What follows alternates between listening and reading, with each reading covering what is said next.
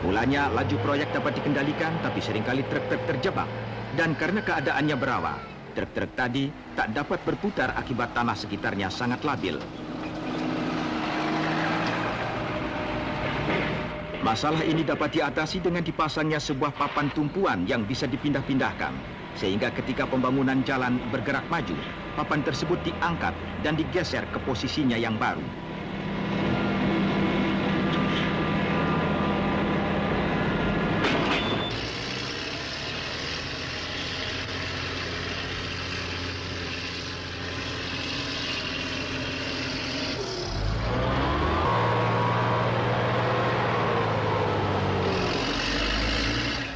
Di tempat-tempat lain, rawa tersebut begitu dalam, sehingga dasarnya tak bisa diduga. Pipa-pipa pembuangan kemudian dipasang, tapi ini pun sering berakhir dengan kegagalan.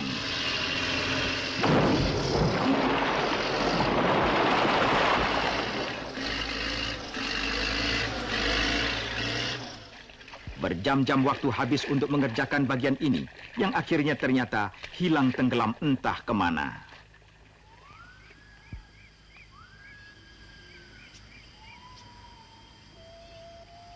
Para ahli teknik menghabiskan waktu berjam-jam yang melelahkan untuk mengalihkan jalan ke alurnya semula karena dasar tanah yang kuat tak kunjung ditemukan.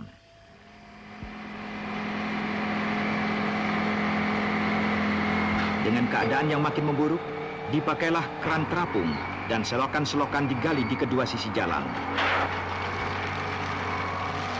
Untuk mengangkut permukaan jalan ke tingkat di atas air, bahan-bahan organik yang dikeruk dicurahkan ke atas permukaan jalan yang sedang dibuat dan kemudian ditimbuni dengan berlapis-lapis laterit.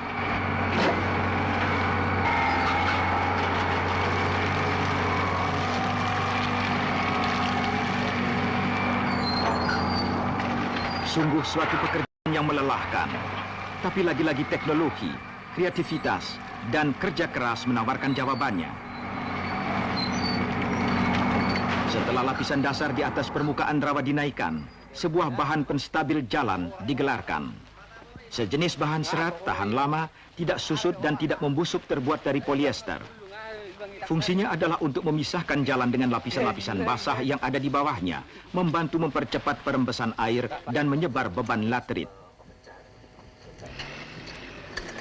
Teknologi baru ini untuk pertama kalinya diterapkan di lapangan-lapangan minyak di Sumatera. Dan penggunaannya oleh insinyur-insinyur setempat telah terbukti berhasil. Selama hampir 4 tahun mereka bekerja sepanjang hari dalam segala cuaca. Dan di belakang mereka menyusul rombongan lain dengan peralatan lain pula. Pemasang-pemasang pipa. Mereka mengatur jaringan pipa. Sepanjang medan ini tiang-tiang penunjang amatlah penting. Kalau tidak, pipa itu pasti akan tenggelam tanpa bekas. Dan pekerjaan memasang pipa ini pun punya kesulitan sendiri. Sering tiang penunjang tersebut harus dibenam sampai mencapai kedalaman 30 meter sebelum menyentuh lapisan dasar yang kuat dan stabil.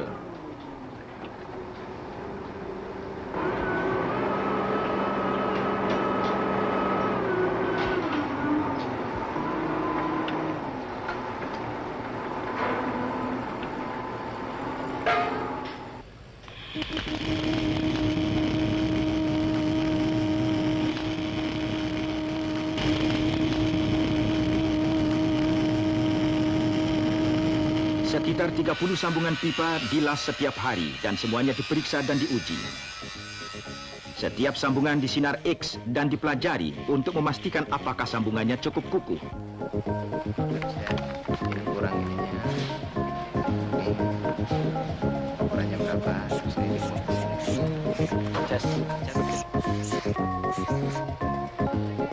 Pengujian-pengujian hidrostatik dan bobot mati juga dilakukan untuk memastikan bahwa daya tahan pipa-pipa sesuai dengan rancangan.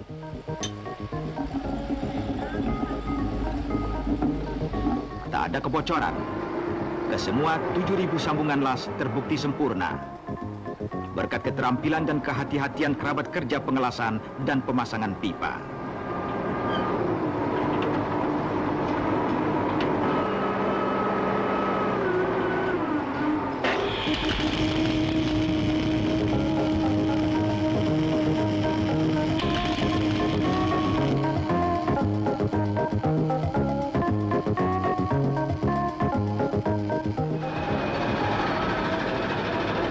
Sungai Siak lagi direcoki para pekerja. Kali ini dengan alat penyedot dan alat pengeruk. Berabad-abad lamanya, sungai ini jadi tumpuan kehidupan, memberikan ikan, air untuk pertanian, serta alat transportasi. Karena itulah, untuk memelihara lingkungan ini beserta sistem kehidupannya, jalur pipa harus dikuburkan pada alur parit yang dikeruk di dasar Sungai Siak.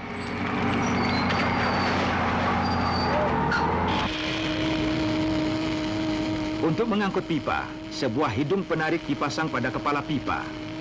Bagian sepanjang 437 meter yang merupakan pipa insulasi berlapis semen ini mempunyai berat 372 ton. Untuk meringankan bebannya, tong-tong kosong ditambatkan sedemikian rupa. Operasi ini seperti juga kebanyakan operasi di semua lapangan minyak berjalan siang dan malam. Mesin-mesin berharga ribuan dolar baru menguntungkan bila dipakai terus-menerus dan tak dibiarkan menganggur.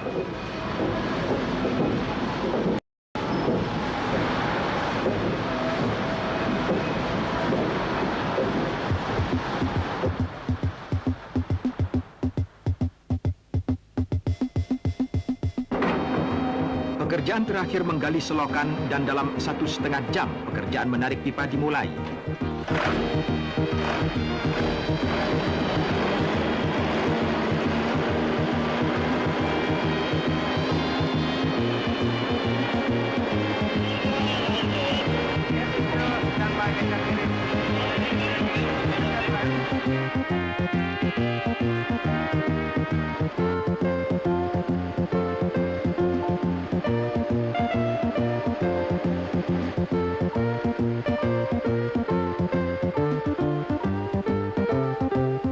Setelah memeriksa apakah pipa itu sudah terbaring di alur parit dengan benar, manusia-manusia katak melepaskan tong-tong pelampung dan mengawasi peletakannya.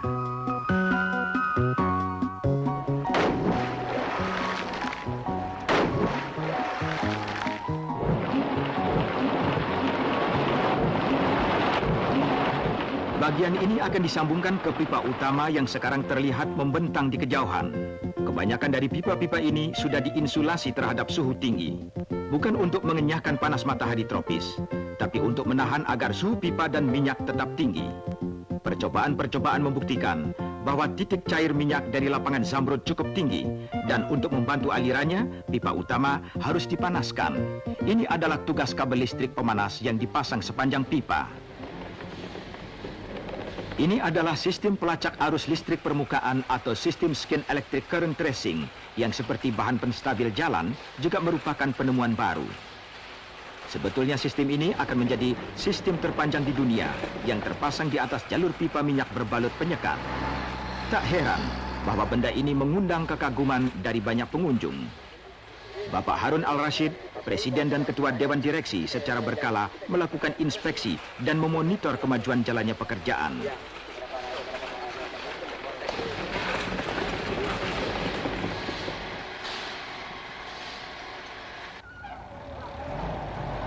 Dan untuk menghidupkan aliran listrik pemanas pipa, menjalankan pompa dan menerangi permukiman, dibutuhkan lagi sepasukan orang-orang terlatih. Mungkin lebih mudah daripada membangun jalan dan tak sesukar memasang pipa, tapi suatu kerja yang membutuhkan keberanian dan segudang pengalaman teknis.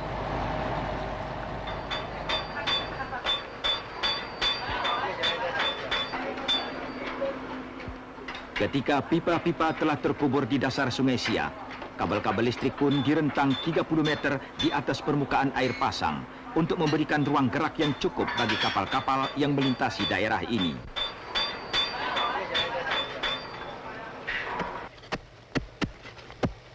Semua sumur harus memompakan minyaknya ke sebuah pusat, di mana stasiun pengumpul sedang mendekati penyelesaiannya. Sarana ini dirancang untuk dapat menampung 100.000 barel minyak sehari. Dengan selesainya jalan-jalan, jaringan pipa, instalasi listrik, perkampungan dan sarana-sarana penunjang lain, perhatian sekarang tercurah pada sumur-sumur itu sendiri. Beberapa terletak dekat danau tempat minyak itu ditemukan. Sekali lagi, para insinyur, para ahli dan mereka yang berminat di bidang pelestarian lingkungan mencari dan menemukan cara untuk memperkecil kemungkinan adanya gangguan-gangguan terhadap alam. Bapak Tahia menyempatkan diri untuk melihat dan memastikan bahwa semua kebijaksanaan dan peraturan perusahaan diikuti dan dilaksanakan. Menggunakan helikopter, menaiki perahu motor, ia mengelilingi wilayah operasi dan menyatakan perhatiannya atas dampak jangka panjang pembukaan daerah itu dan atas upayanya, daerah ini dinyatakan sebagai cagar alam yang melindungi manusia, hewan, dan tumbuhan.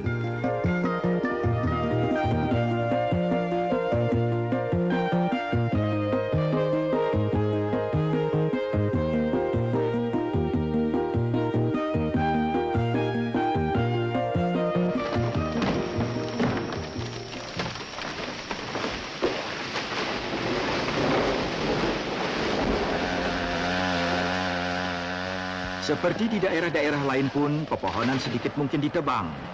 Di daerah yang rawan longsor seperti ini, pohon-pohon tersebut dapat dipakai sebagai dasar yang kuat untuk mendirikan sebuah anjungan.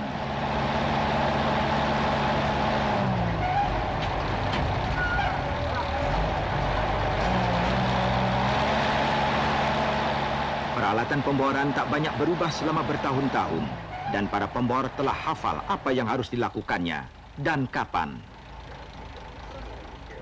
Walaupun itu merupakan kunjungan mendadak dari Presiden dan Ketua Dewan Direksi, hal tersebut tak mengganggu mereka. Mereka tetap mengerjakan tugas masing-masing.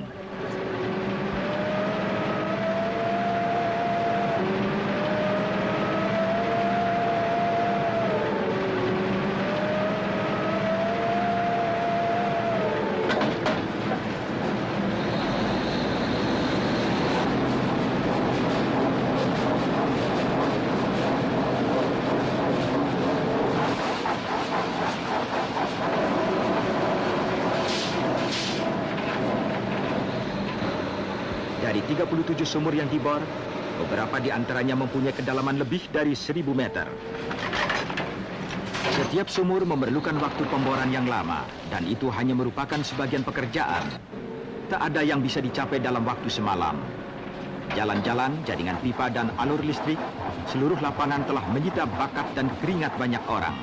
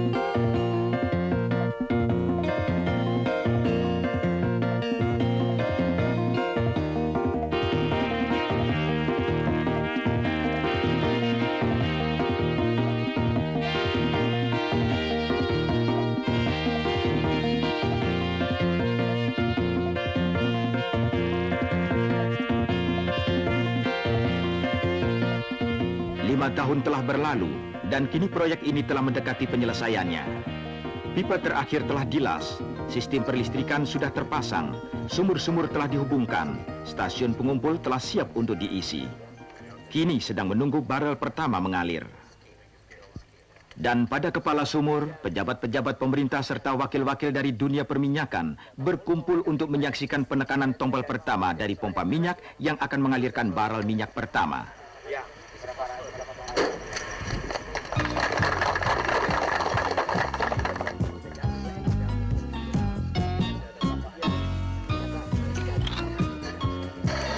Sebuah tombol sederhana ditekan.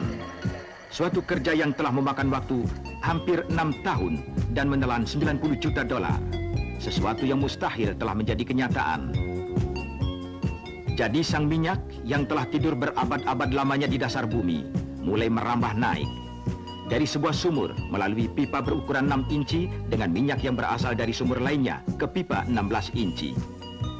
Kemudian melalui pipa 24 inci yang berpenyekat dan dipanaskan, muncul dari rawa-rawa menuju stasiun pengumpul.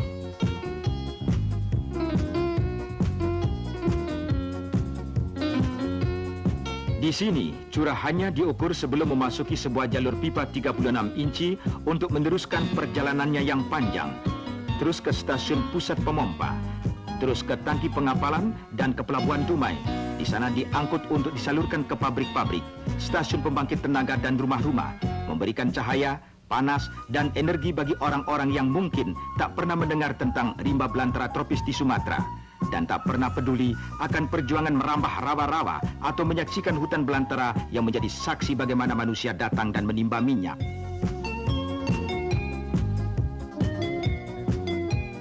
Mereka datang dengan mesin-mesin dan teknologi baru. Mereka menciptakan kesejahteraan untuk Indonesia di kemudian hari. Mereka tidak menyia-nyiakan tanah itu atau merusak kelestarian alamnya.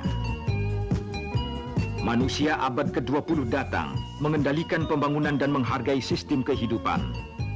Daerah itu menjadi cagar alam dan sebuah warisan yang dapat dibanggakan oleh generasi mendatang.